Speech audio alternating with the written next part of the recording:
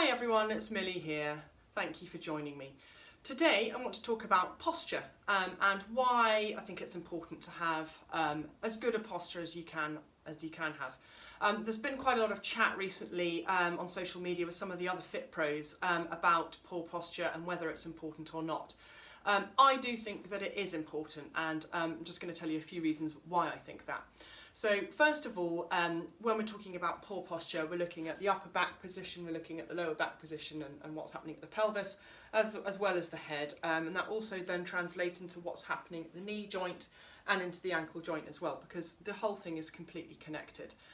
So I'm just going to talk through what it is that I do in what I do and what I teach with my clients, a lot of postnatal clients or women who are sort of around about childbearing age and beyond. I'm going to talk about why poor posture could be a problem for women of that sort of stage of life. So first of all, a lot of the poor posture that I see is where we've got us sort of sinking into the hips here and the shoulders are creeping forwards here, which I've done in some of my other social media posts. So you get this sort of hunched over here, the hips have come forward and you're sinking into the hip.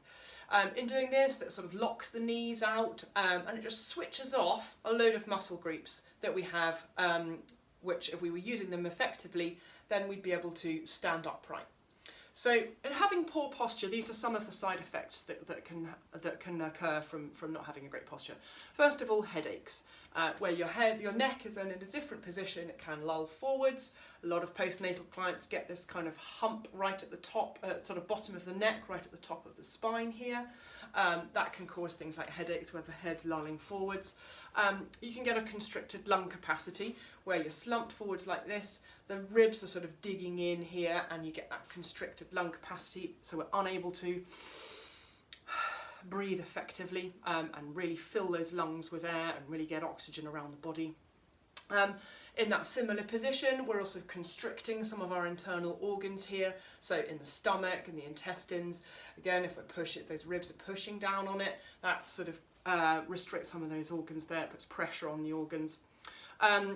Also in bad posture, if we're sort of slumped into this position here, we don't get a very good range of movement in our legs, in our arms as well, because the upper back's compromised here. We don't get a very good range of movement in our limbs, and that can just affect how we move every day.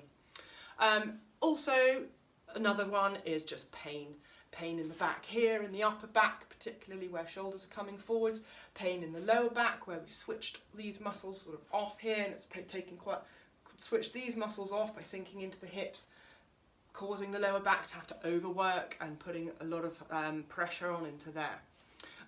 In saying back pain, you can also suffer from pain in the shoulders where they're creeping forward, pain in the hips where we're sort of pushing on ligaments or tendons or nerves, particularly sciatic, when we're sort of slumped into this position here. You can get pain in the knees that then result from having sort of weaker glute area here, can refer into the knee. So sort of you see where I'm going with that. It kind of has a knock-on effect to everywhere that you go. One of the other most important ones in terms of, again, the exact population that I'm serving is a weak core and a weak pelvic floor. Because if we're slumped into this position here, we haven't got that breath as we should have it, and that breath is absolutely vital in connecting with our core and pelvic floor. So another reason why having bad posture can be really bad for core and pelvic floor issues. So in terms of anything like leaking, not feeling that you can connect the core, not feeling that you can connect the pelvic floor. So sorting out that posture and training yourself to be able to be upright is really important for sorting out those issues. If you'd like to know any more, if you'd like any more information, please do get in touch via any of the means that you'll see on my social media. Otherwise, I hope to see you very soon. Thank you very much for listening.